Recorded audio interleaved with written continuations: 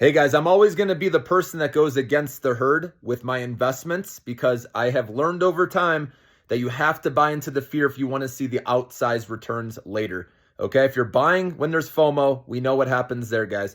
You may do well at first, but eventually the market falls and then you're holding the bag if you didn't use the stop loss. Okay, so hopefully you learned. Everyone has to go through these learning experiences over time on their trading or investing journey, right? If you don't want to ever hold the bag or lose more than 7%, you put a stop loss, right? The rule of 7%, it's a good motto to follow, okay?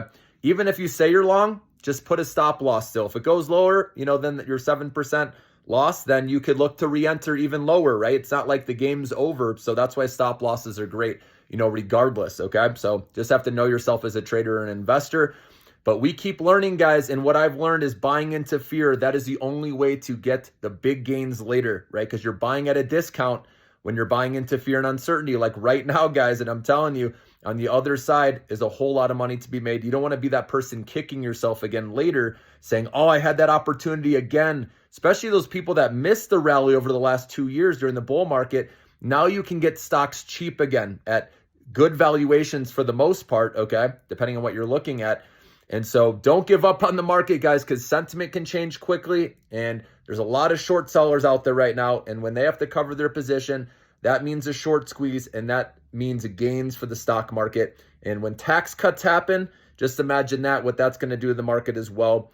And if there's another interest rate cut down the road, the small caps, it's not over with those. And they're actually doing well. A lot of these penny stocks, micro cap stocks, small cap stocks, I'm posting stock trade ideas on these right now, okay?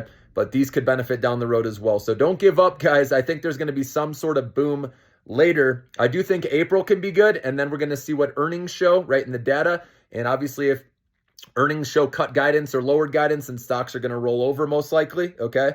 But then the bar will be lower to beat on the next report. So by Q3, I could see companies beating, having more clarity because tariffs have gone through the economy or filtered through for a while. And that's where we could start seeing the momentum back up, especially as we get into seasonality to end the year. Remember, November through or October through December and into January, 2026, okay?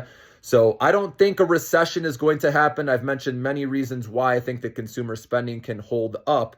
Okay, people immediately want to jump the gun and think worst case scenario. That's what happens when there's a lot of fear, right?